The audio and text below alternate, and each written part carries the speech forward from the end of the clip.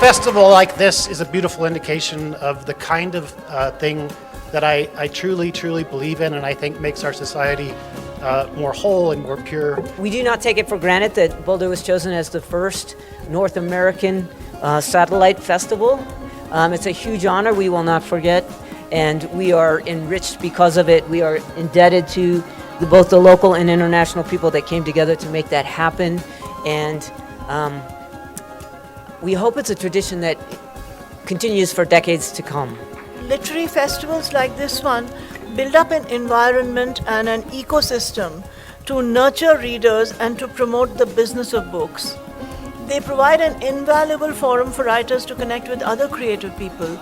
We sit there peering into those electronic grids in front of our eyes, and it only increases the desire to see the real thing in the flesh. To actually hear an author speak firsthand, to read from their work, to hear the tones of their voice modulate as they read their most treasured passages of prose. For us, it's special. This was our mothership, and it continues to be. The other editions that we have across the United States are smaller versions, different programming, but smaller versions.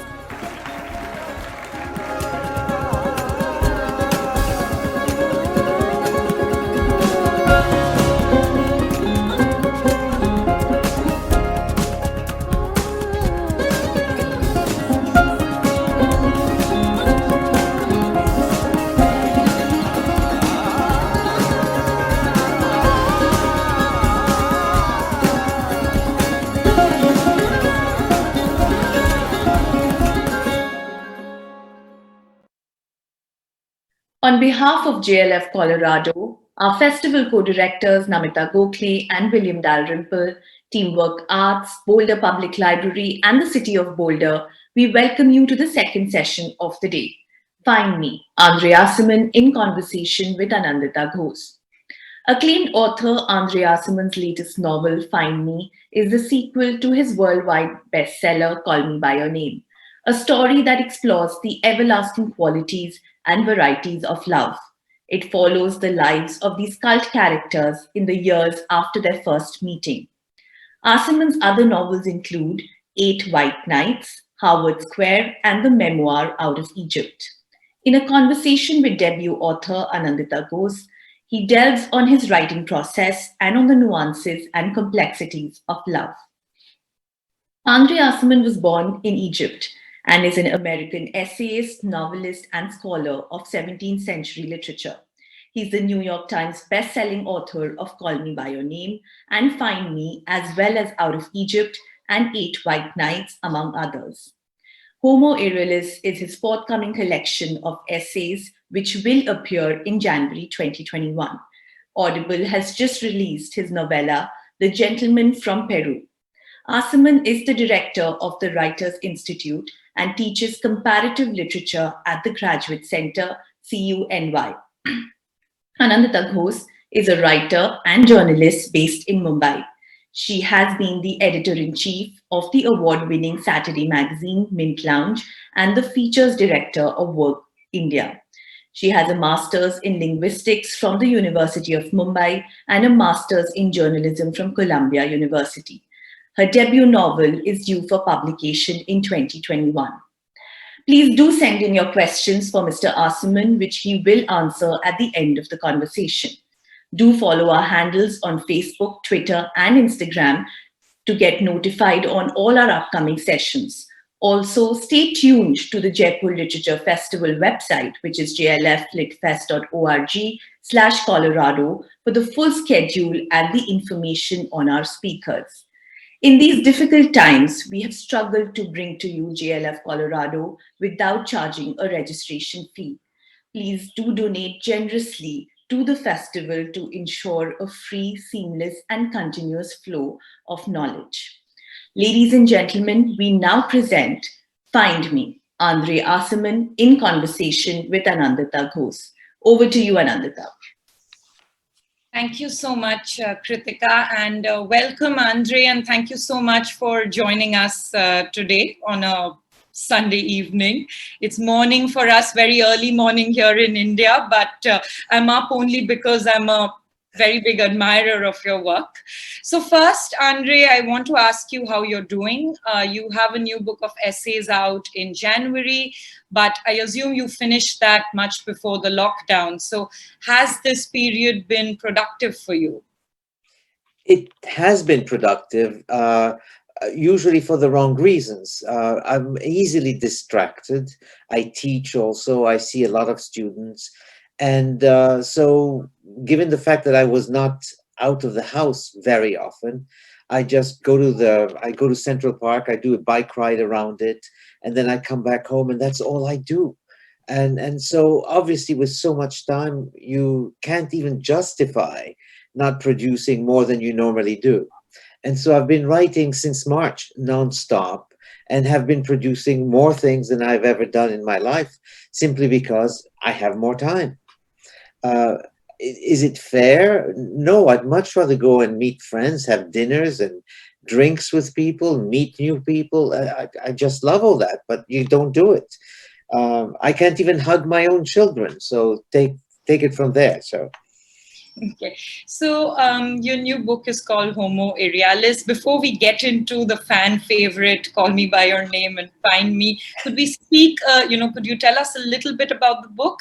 I read that you cover Fernando Pessoa in it as well, and I find him to be such a fascinating figure with his, different writing personas and the heteronyms. So what connects the various, chapters? Just give us a sneak peek. Well, what I do is I selected passages from many people. They don't have to be writers. They could be composers, Beethoven especially, movie directors, and poets, writers, and so on, philosophers. And painters too. I was interested in one phenomenon that everybody that I've discussed is really having a difficulty with the present tense. Everybody wants to live intensely in the present tense, but we don't know how to. And sometimes we slip into the past, we slip into the future, or we slip in what I call the irrealis mood, which is anything like the conditional, the subjunctive, the imperative, all those moods that basically mean that we are not in touch with the present, with real life. My contention is that most people really don't live real life.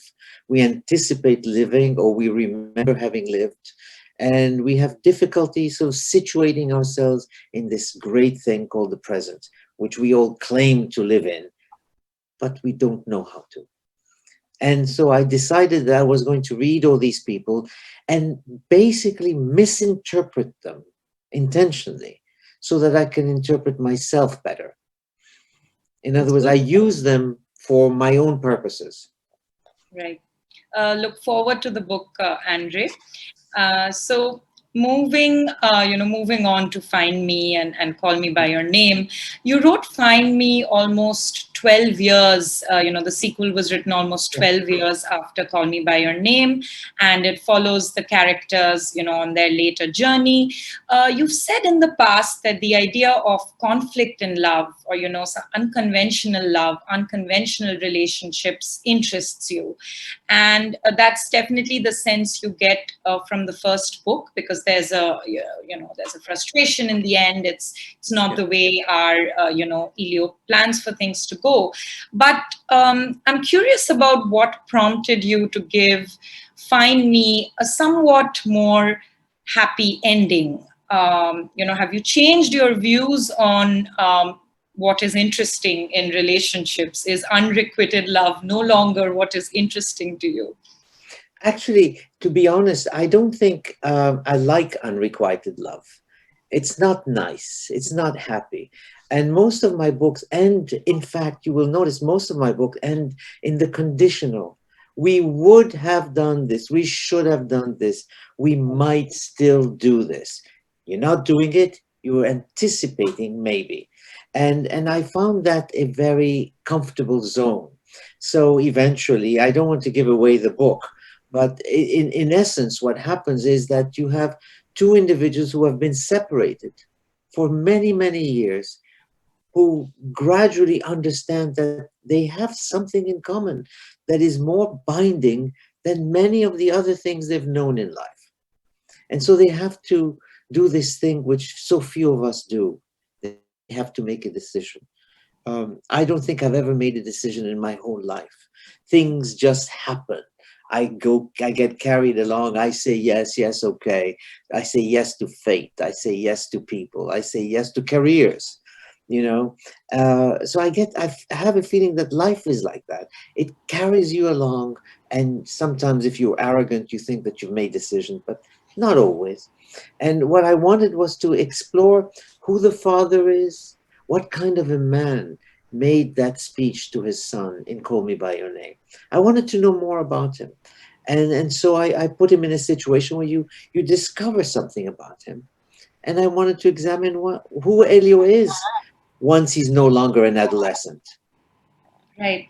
I wanted to get to this a little later in the conversation, but since you brought up, the conversation between Ellie and his father, for me, I do think it's the spiritual heart of the book. Whether you're reading it in the book or in the movie, possibly the moment is even more powerful because it's kind of a slowed down monologue. You've said, I read a past interview in which you've said that Aristotle said art is not about what happens, but what should and ought to happen. And a lot of readers have written to you saying that they wished they had parents like Elio, or how that scene or that part in the book helped them come out to their parents. I actually received a Twitter DM from Curl Francis in Philippines just before the session. He asked me to bring it up to you. That Okay. him come out to his parents. He wished he had parents like Elio, so it's clearly touched a lot of people. However, there was some discomfort, among American critics, especially about the age difference. Elio being 17, Oliver being 24. So there is this moral issue if you look at it a certain way. Did you think about the age factor when you were writing at all, or was that actually the point of the conflict? No, it was not the point at all. It just that I didn't even, to be honest, I didn't even think about it. I just had a young man who is very attracted by an older person, not significantly older, but it is a relationship of consensual love. In fact, it is the older person who says, no, no, no, no, no. Right. And it's the younger person who basically is almost besotted and obsessed with the older person. And in many respects, I think adolescence is just that. It is about the mysterious attraction to somebody older, more sort of responsible, more sort of settled in life, that an adolescent is looking for. But I had no intention of sort of disturbing people. That's the last thing I wanted to do. I just figured, okay, he's 17 and the other one is 24, and let's move on with the story. I didn't give it much thought. And I'm not the kind of writer who thinks about these things. I just wanted to go ahead and show what is the tenor of what happens to an individual when they are taken by someone else. I wanted to examine every conceivable contradiction, paradox, inhibition in that character. This is why a lot of people feel that they have associated with the characters, because it's about them. Right. So, Andre, you have been called, I think the New Yorker called you a grammarian of desire. I think the idea of passion and love and, the various contours of desire is a running thread, not just in these two books, but something that you've explored. I found, especially in Call Me By Your Name, the idea of desire is very visceral and naked. There's a lot of, things that we don't ordinarily consider sexy, whether it's Oliver kissing Elio right after he's vomited, or, eating the peach, or even kind of watching him shit. So what made you, and those are hard and difficult areas to go into. I'm curious as to what your influences were in exploring that very visceral and everyday kind of quotidian sides of desiring someone so much that you want to be part of every kind of bodily fluid. Well, I was writing, I don't write with an outline. I just go with it. And it was very fast. And I wanted to explore, I wanted to show what is the character of intimacy between two individuals. What is intimacy? Is it just having the same ideas? Or is it basically exposing yourself to such a degree that there is basically, you've basically said to the other person, here is what I am. I have no secrets left. When we feel that way with someone, it's very, very rare to be so exposed and so willingly exposed and open that then every other bodily function becomes sort of insignificant. It's not insignificant, but it is not something that you're ashamed of. There is no more shame, which is a wonderful feeling. I'm not saying that they're shameless. All I'm saying is that they don't have any inhibitions left. So they can be as honest, as fluid as they can with each other, which is why they finally call each other by their name, each other's name. Yes, when you are very, very sick and you've drunk a lot and you are eating a lot and you vomit, you don't want to be alone. You hope somebody is there with you to hold your head. And it's a wonderful feeling to know that this person, you're vomiting, and he says to you in a funny moment, don't you chew your peas when you eat? In other words, it is a joke at the same time. And what a wonderful feeling. And then, of course, you're so open to them that who cares that you taste foul? You kiss them. And I think that I wanted to explore every conceivable bodily function.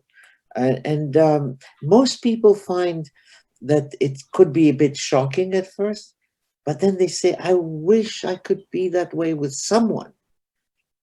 Mm-hmm. Right.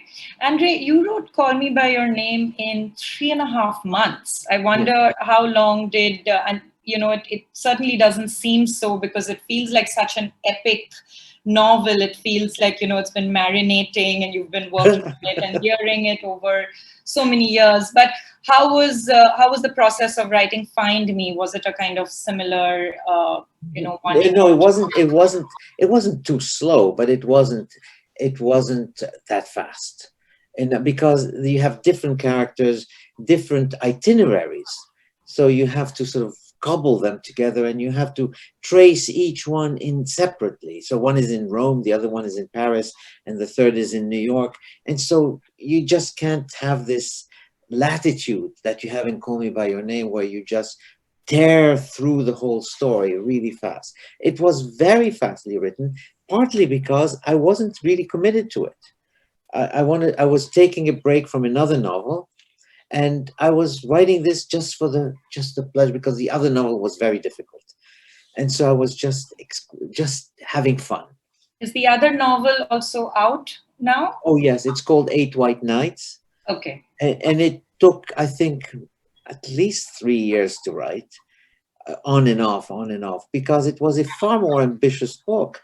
And ironically, it is the book that almost no one reads and everybody devours, Call Me By Your Name. Right. I mean, it is unusual. It's not very common to have, a contemporary novel achieve the kind of cult status that Call Me By Your Name did. It was a wonderful movie. It is a wonderful movie with a lovely cast. And I think there were moments that have become internet memes, whether it's Armie Hammer's, short shorts, or the cycling, or the peach, which again is not a fate that a lot of novelists can aspire to.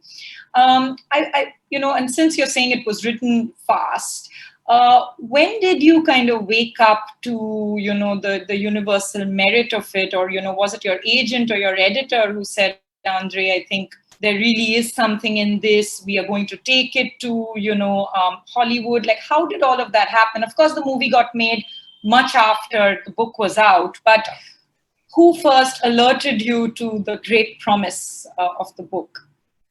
Put it this way, I was supposed to write a book. It was 8 White Nights. And one day I went to see my agent and I said, I finished the book. Well, she said, oh, you finished the book. The book being 8 White Nights. I said, no, I wrote another book. And it's about a gay love. She says, what do you know about gay love? I said, that doesn't matter. She says, okay, send it to me, I'll read it. She called me the next morning, which she never does. She never calls in the morning. She always calls late morning. Early in the morning, she called me. She says, I read it last night. And what do you want me to do with it? I said, can you do anything with it? She said, I thought it was basically going to end up in a drawer, end of story. And she says, I can sell it. I said, please do. She called me 2 days later saying, such and such a publisher wants to do it, and this is how much they'll pay. And so I didn't believe any of it. But of course, I was very happy.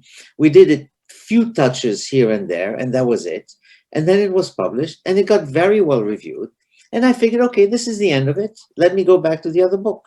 Someone called me within a year saying, I want to make a movie out of it.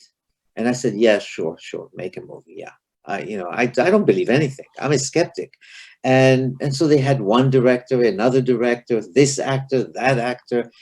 7 years later, they came to me and said, so-and-so wants to do it, and James Ivory wants to write the script.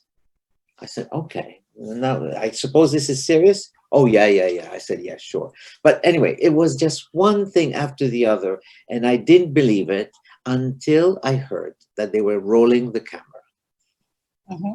And you very graciously decided not to be that kind of author who interferes with, the director's vision. You stepped away from it. But, I mean, that must be hard. I assume that's hard. No, it's very easy. Because you know what? An author, you've had your say. Your book is what you did. This is your voice. Somebody else wants to do it differently, let them. Let them have fun with it. The reason why I let it happen, because I'm very free about this. In fact, when somebody wants to Xerox a few pages of my book, I never complain, So anyway, but what they did is that they apologized and said, we're going to cut it here, we're going to cut it there, we're going to trim this. I said, do what you want, I don't care. We're going to move it from this place to that place to this place. Eventually they found a house. And I said, do with it what you want. I've had my say, you have fun. And it was, I think that this gave the director and I think the screenwriter free liberty, put it this way, to explore it as they wished, however fast they wanted to. The movie was done in 6 weeks. So that was pretty fast too. And yeah. No, for me, one of the great joys of reading a novel is visualizing its world and its characters and, its setting. I think, of course, your book was well reviewed and had its own audience, but a lot more people read the book after they saw the movie. So they already had this image of, Timothy Chalamet and Armie Hammer while they were reading it. I reread it after I watched the movie, and it was kind of a different experience for me. And since your lead characters, the way they look and the way they behave are such an important part of the narrative, tell me if it was close to what you had in your head at all when you were writing. Had you visualized people like Timothy and Armie at all, or any key differences? No, actually, I always say this, I don't have a visual imagination. So I didn't have a visual imagination of what Oliver looks like, and no idea whether Timothy or what's his name, Elio, was going to have blonde hair or dark hair. Was he going to be hairy or not hairy? I couldn't decide. And so, and in fact, I never care about sort of real details. I just overlook them. And I was happy that they chose the actors they chose because those were fantastic actors and they did a wonderful job. But for me, the most important thing was, will they be able to translate on screen the goings on in Elio's head? Right. And because it was all happening in his head. So they found a very smart way of taking the plot and building the moments where Elio is thinking, feeling, fearing, whatever, and showing it on his face so that he doesn't, and there is no voiceover. So you didn't have the luxury of a voiceover, which was a very good decision. So the music was a very important part of it in, showing his emotions. The music. Oh yeah, well, the music comes actually. It's always musical, but the real pieces of music come at the very, very end, and it's done beautifully. It was arresting. I mean, people just. I was in fact a bit moved. I knew the story, and one of the things that you asked me is that as they were speaking, I was remembering what I had written. And a lot of the times they just quote exactly what was in the book. Right, they do. So I was very happy with that. So they respected this fine. Right. For most of us, and I think for you as well, based on what you've said in the past, both Call Me By Your Name and Find Me it's not a gay love story. It's a love story and it happens to be gay.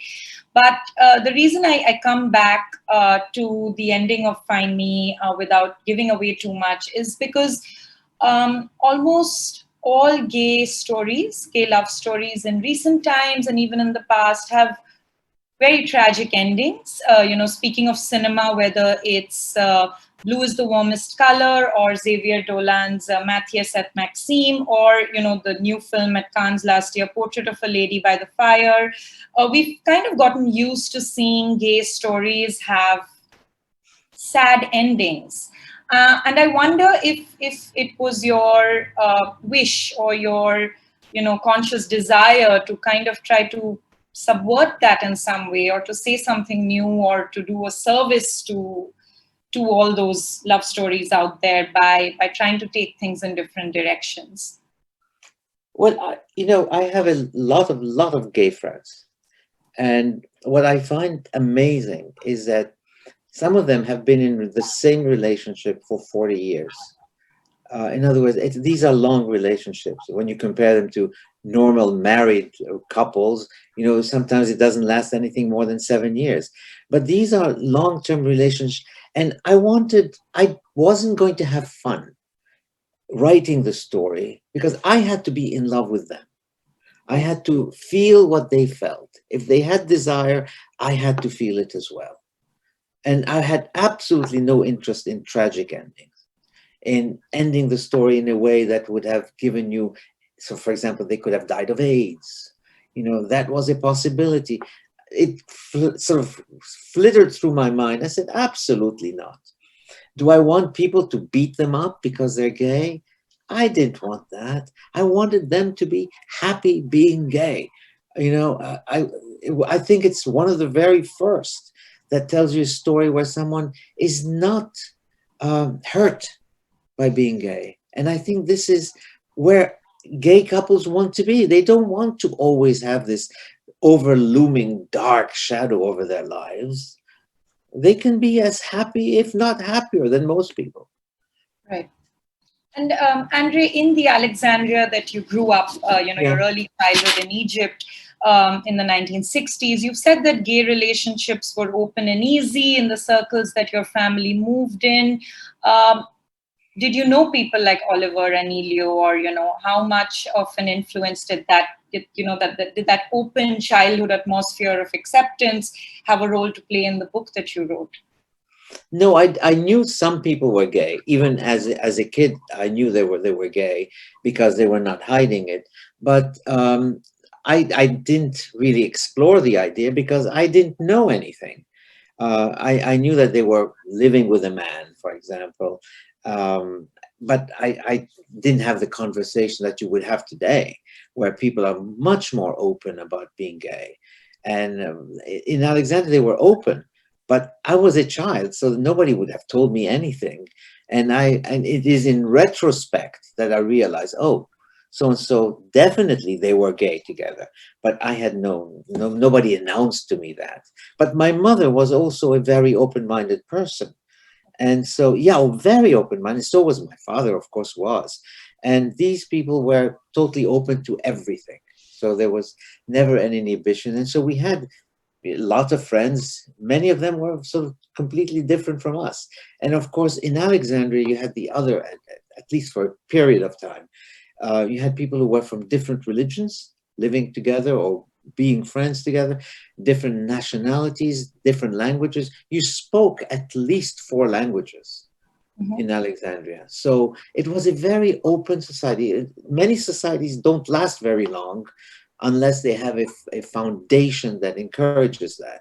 Alexandria didn't have that foundation, and so it disappeared. Right. You've also said that you didn't have religion in your family growing up. You're Jewish, but you celebrated Christmas. I think it was very open. But religion and the Jewish identity is kind of very crucial in Call Me by Your Name. The locket, the Star of David. It's important for Elio and Oliver, I believe. Could you explain that? Well, I think that what I wanted to do with that was to go back to my own life and to see that, if I knew, because there was such a taboo about Judaism in the world I lived in, that if you knew somebody who was Jewish, you were immediately interested in finding out more about them. Maybe you could become their friend, that sort of thing. But I had no religion in my family. There was absolutely none. Thank the Lord, if he exists, that there was no religion. There was no interest in religion. We never discussed religion. There was never even a battle to be religious or not be religious. But I also used the Jewish star as a way of saying that these 2 individuals had something in common already. And it became sort of like a prefiguration of what else would they find that they had in common. Elio hides his star, okay? Right. But maybe he was also hiding something else. And Oliver was not hiding anything. Oliver was much more open, but he wasn't going to do anything. So I wanted them to have, became a sort of a metaphor for the other thing that they had in common, which was, they were interested in men. Right. Have you been asked a lot if Call Me by Your Name and Find Me, how biographical it is? I know you've spoken about how Sammy, the father's track in Find Me, was based on, an incident in a train. Right. Just started off that way. But have you been asked, and is that a question that bothers you? It doesn't bother me, but it means that, because it raises other issues. I'm married, I'm straight, the whole thing, but it doesn't mean that I'm unable to understand what a gay person goes through. I don't know what the experience of a gay man is because I'm not gay, and I don't know the kind of situations they may have found themselves, but I know from externally that there are ways of sort of delving into and finding out. And I was very interested, almost passionate, about what is it that brings 2 men together to love each other so much. And I wanted to explore it. So it's not that it has anything to do with me, but you have to have, like a good actor, you have to be able to transpose yourself into someone else. Bring everything that you know, every suffering that you've had in your life, every joy you've had, and bring it to them, give it to them. And I think that's what a good writer always does. And I think actors cannot survive if they don't know how to do that. Right, right. So, Andre, I think we're going to be opening to audience questions soon. But the last question that I wanted to ask you is, you wrote poetry as a child. You were a poet till you were 16. Your father encouraged you. And you think of yourself as a failed poet and think that you write prose as a failed poet, which is something that you believe Proust and James Joyce did as well. How does a failed poet write prose differently from a prose writer writing prose? Well, I think a failed poet, or at least a would-be poet, has a sense of language as something that pertains to the ear. In other words, the ear is inducted into the business of writing. Most people don't want the ear. They don't even think of the ear. But you have to have a sentence that has a rhythm. It has a beginning, a middle, and an end. Sometimes it has a little surprise at the end, usually. How do you bring about that surprise? How do you make style something so important that the reader will not have the same experience unless the style is the way it is? And style is really the function of poetry, because you want rhythm to convey the reader through this book. One of the things I always say is, you may never have known what this kind of love was, but you will, if you sort of read me. My sentences are wide enough for you to slip into them. And once you've slipped into my prose, you cannot leave, because I mean, unless I'm terribly boring, okay? But you basically, the rhythm carries you along, and you become sort of indebted to that rhythm. You want that rhythm to take you anywhere it pleases, because the rhythm is so important. And most prose writers do not know rhythm. Yeah, they know a few things, you know, but it's not, the craft of a poet is always to have been musical. There's cadence in every single sentence that you write. That's my best answer. Beautifully said, Andre. Thank you so much. Thank you. We have a lot of questions coming in, so I'm just going to, I hope we can go through most of them. David asks, what drew you about these particular cities in which you chose to set parts of Find Me? They are cities that I love and that I know. I noticed I didn't write about London, though I do like London, but I never lived in London. I've always visited. Rome I've lived in, and I love Rome. I've lived in Paris, and I love Paris, and I know Paris. And New York I adore. And so I was writing 3 chapters, and then I said, and the 4th chapter has to be another city that I know. And it was not going to be St. Petersburg. It was not going to be anything else. It had to be Alexandria. So I ended the 4th city being Alexandria, which is my birthplace. And in many respects, the city is also, that chapter is for me a kind of homecoming. It's a homecoming for me as a writer. I'm coming home, writing about my own city. And second of all, it's a homecoming for the characters. They're coming home. Right. Andre, Alex Christopher asks, you were an academic writer before, if I'm not mistaken. How did you make this transition between academic writing and an academic context to writing your own memoir and writing novels? I feel like that's often a difficult transition to make. It brings me to something, Andre, that we spoke about just before starting the session, that you started writing novels at the age of 37. I have a book out next year. I'm 37. I feel sometimes like a late bloomer. So what do you have to say about, is there a right time to get into writing fiction? And how did you make the transition? Well, I don't think I was a good writer before that, but as a scholar, I was studying very, very minutely what writers did. I was always listening to their style, because I knew that the greater the writers were, the more they were obsessed with style. And I was always interested in writers who were basically very, very good stylists. I was not interested in a writer like Gorky. I couldn't care less what his story was about, because it was not interesting. The style was not, certainly it was written in Russian. I have no idea what his Russian is like, but I was not interested. But I was always very acute, and I don't teach writing, but I teach reading. How do you read and learn to read and try to see how this writer writes? What kind of style do they have? What is style? That's a big question. And so I was always interested in that. And that's how I teach literature, by going to style primarily. I'm not interested in topics. And so by the time I felt maybe I'm ready to write something, I had already more or less not mastered style, but at least answered many of the questions that I wanted to ask of style. So then I just had to have a voice, and I wanted it to be fun. I didn't want it to be jargonistic, as most academic writing is, which is insufferable. Nobody reads it because it's unbearable. Except 1 or 2 of your friends will read it out of courtesy. Right. So you were goaded by a lot of people to write your memoir, Out of Egypt, which is your Yes. own kind of story.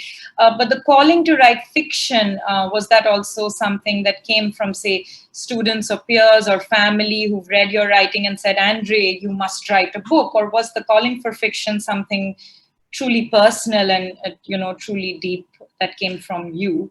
Well, my memoir was written as if it were a novel.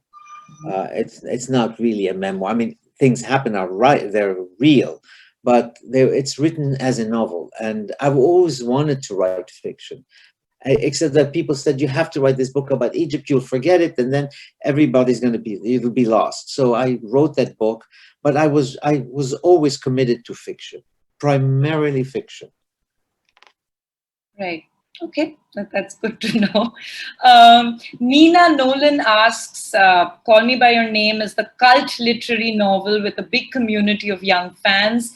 There's even fan fiction named It Was Always You. I didn't know about this, but how do you feel about that? Have you read any of the fan fiction, Andre? I've stopped. I've stopped reading because a lot of people send me, many, many pages of fan fiction. This is what happens to Elion Oliver.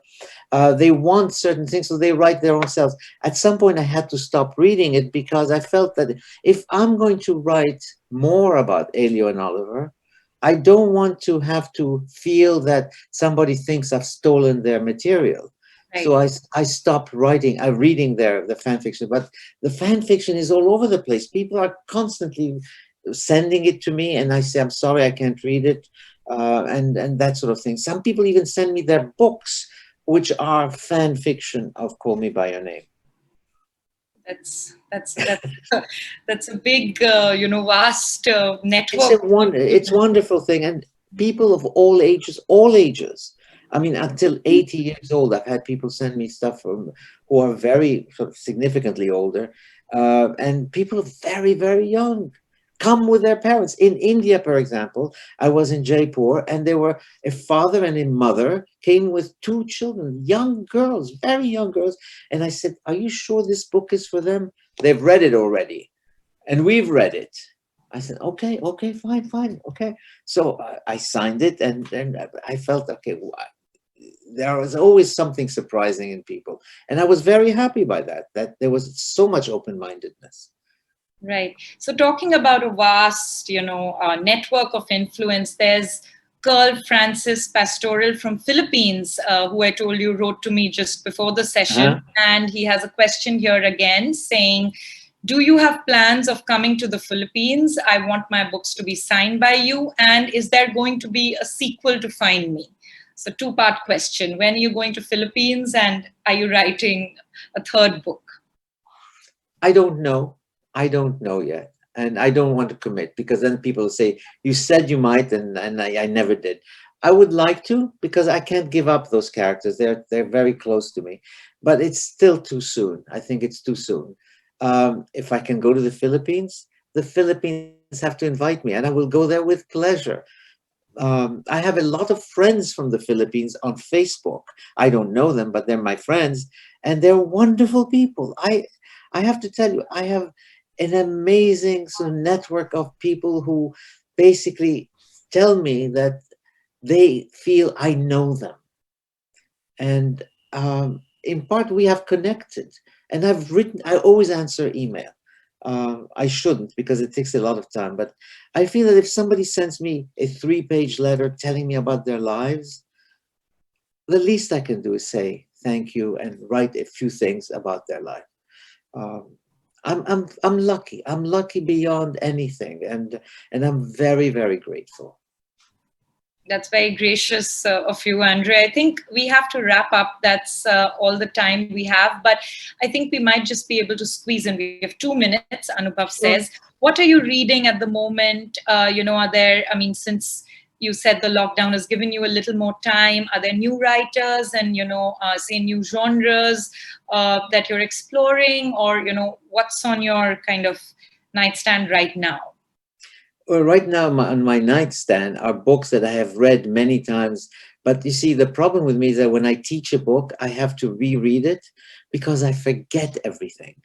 So I have to reread the book, and I like rereading books that I love.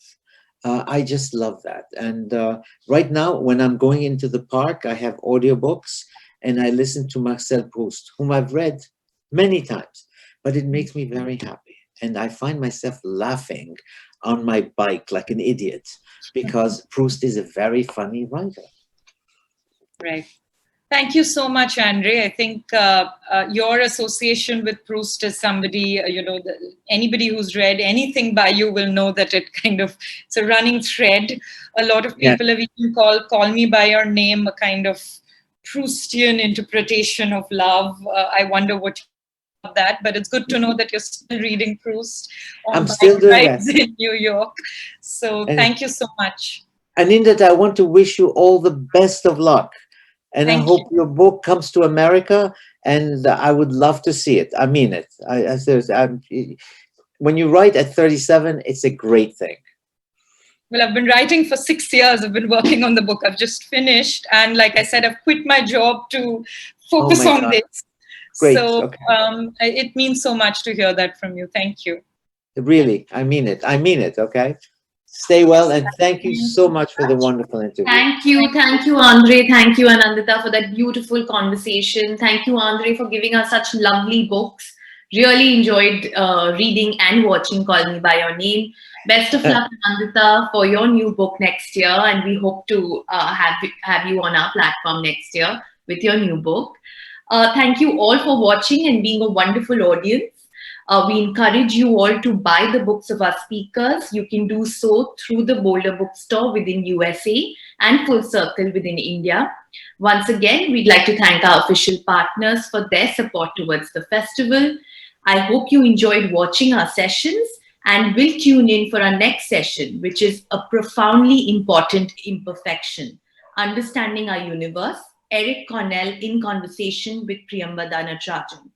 This will be at 8 p.m. MST, 10 p.m. EST, 7 p.m. PST, and 8:30 a.m. IST.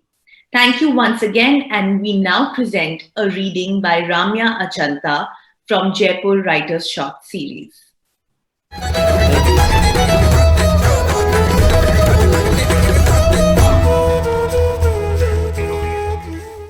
Sandpit. I've read that healing starts in the pursuit of peace, and peace can only be found in nature's tranquility. In the waterfalls cascading down hills, covered in luscious white clouds of mist. In the brooks and rivers that take life, whispering to pebbles and boulders as they go by. In the earth and scent of mud and pine that surrounds the trees that stretch into the sky. But if you ask me, I'll tell you to go to a park nearby, sit on a park bench and watch the crowd, to watch the kids running around and watch them wreak mayhem, to watch the adults run behind them in desperation, trying to keep them alive, to look at the stream of tears and snot and hear the high-pitched squeals of a wailing child who tripped on a rock and hurt himself. Watch him wipe his face on his palm, snot and all, and rub it on his pants and keep running to join his friends for tag. To watch the little girl sit all alone in a sandpit, building a fortress around all her friends she brought to life. To look at me watching them from the other end. Look at me looking for peace, sitting on an old park bench, reminiscing when I was one of them. As the night settles, I walk home thinking about the sandpit world, about how life was easier living in the sand castles, shielded from pain by the fortress of sand. Or maybe life in the sandpit world would only last so long, swept away by wind to take the shape of a sandstorm, and blow dark clouds over a perfectly good life, and drench every dream I ever built. But dust settles after every storm and leaves more sand behind. And then I could build a better fort, if only I had some sunlight. With that in mind, I stretch my limbs free of the pain, rub my eyes clear of the haze, and traipse into the storm in search of sunlight to escape the rain.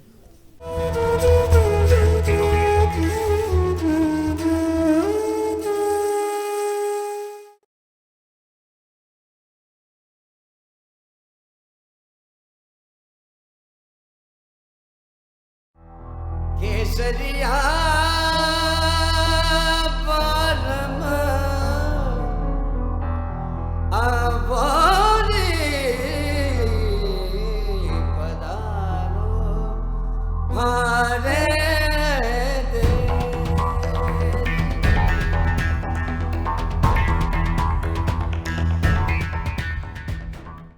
I would call the Jaipur Literature Festival a living library, or perhaps even a library of life. Do join us as we share the excitement of ideas and of debate and dialogue, of the adventures of science, of the joys of poetry and music, the consolations of philosophy, the sense of literature and of life.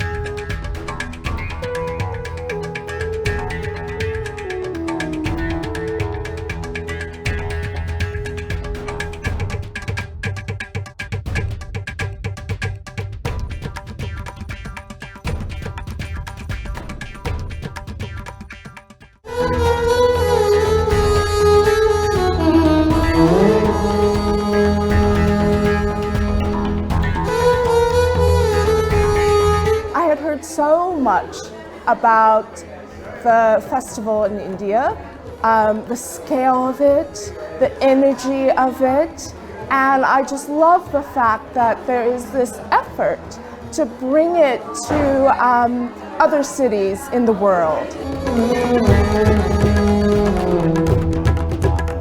It's a variety of topics. It's meaningful. I'm just excited. I'm feeling like I've learned a lot to think about, and I appreciate JLF coming here.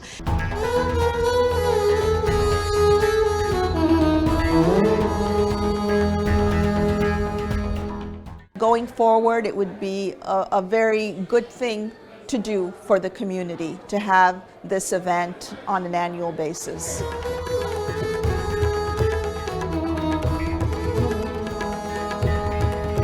I think that when you hear so many different voices and perspectives about the South Asian diaspora and many other issues, you learn that there's a lot of history that you're not taught every day, and I think that that's important to bring in today's world.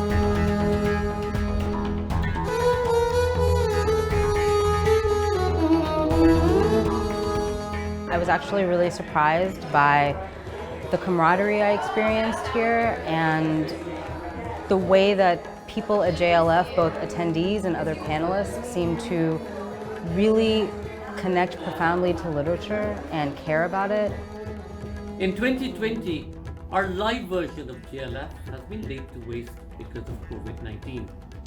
However, nothing's going to stop us from coming in the way of bringing our writers and speakers to you in Boulder, Colorado, Houston, New York, and Toronto, Canada.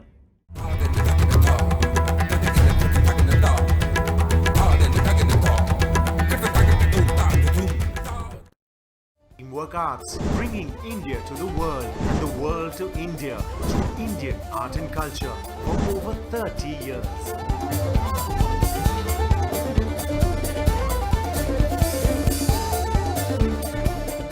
One of Teamwork Arts' signature events, the Z Jaipur Literature Festival, is the world's largest free festival of its kind.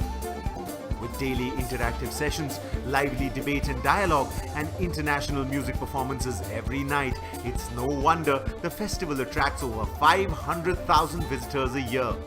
The Jaipur Bookmark, an international B2B event for the publishing industry, happens during the Z Jaipur Literature Festival and sees a confluence of publishers, writers, and literary agents.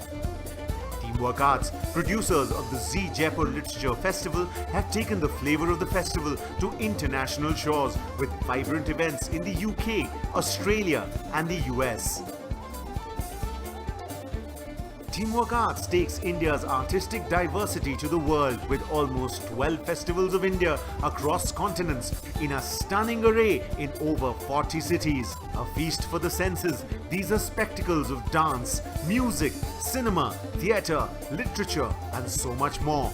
In each of these places, Teamwork Arts' Colourful Festivals of India are the high points of the annual cultural calendars, be it Confluence in Australia, India by the Bay in Hong Kong, India by the Nile in Egypt, Iron India in Chicago, Shared History in South Africa, India in the Sunshine City in Zimbabwe, Edinburgh Fringe Festival, Kala Utsavam in Singapore, Sarang in South Korea, festivals in Abu Dhabi, Shanghai, Sweden. The list is dizzying.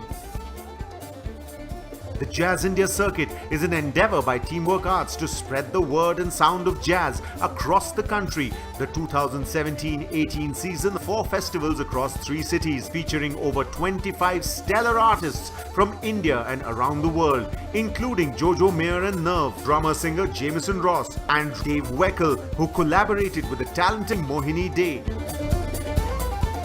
The Mahindra Kabira Festival celebrates the spirit, lyric and verse of the 15th century mystic poet Kabir in his birthplace, the historic city of Varanasi. Kabir's poetry is about inclusiveness. Mahindra Kabira brings to music lovers an unforgettable experience of listening to leading exponents of the classical Banaras Gharana and rich folk traditions of music on the legendary banks of the mighty river Ganges, along with sessions on art and literature, specially curated walks with famous local residents and delectable local cuisine. Sacred celebrates the spiritual through music and its ability to heal. International artists collaborate with world music exponents from India amongst the most incredible desert settings on the banks of the Pushkar Lake. Heritage walks, meditation, talks and workshops are part of this weekend experience. Teamwork Arts so promotes and recognizes the best of Indian theatre through the Mahindra Excellence in Theatre Awards. The Meta Week in Delhi is an enthralling showcase of the 10 best nominated plays shortlisted from numerous entries received from across the country and across languages. The Meta Lifetime Achievement Award has been presented to leading lights of India's theatre industry. For the young and the young at heart, the Ishara International Puppet Theatre Festival brings local and international performances to audiences across several Indian cities. While the Multi-City Kahani Festival features interactive storytelling sessions and workshops championing the power of imagination. Bollywood Love Story, a musical. Our international touring productions such as Bollywood Extravaganza and Flamenco India have sold out shows across Europe, Egypt, Russia and Spain. Expressions International Contemporary Dance Festival showcases Indian and international productions, bringing together several dance genres for Indian audiences. Teamwork Arts, celebrating the arts. For more information, visit www.teamworkarts.com. I think everywhere I've ever lived, I always looked for the library. They come to the library because they want to be with people. Corporations are not people in the library. People are people, right? And so being able to come in and participate and learn and control that learning experience is what we offer to the community. And that's a beautiful thing. It can develop into something amazing. We want them to recognize that they have the agency and the potential to create change and have a voice. To become what they hope to be, to empower them to realize their aspirations. No matter who they are, no matter what age they are, no matter what their background or ability is. We're going to learn together, right? And you know what? Not just me, because I want to create together, but I think we want to create together. Give us your knowledge, give us what you do best. Give us your culture, give us good feedback, give us bad feedback, give us any feedback. Let us grow with you. Just come and ask too. Ask a librarian. We're all here waiting to help you. To work together, to collaborate, and to come up with a larger, louder voice as a collective. We are bolder together. We are okay, wait. Somos bolder juntos. We are bolder. Bolder? Bolder together. Together. Together. We're bolder together, we're bolder together.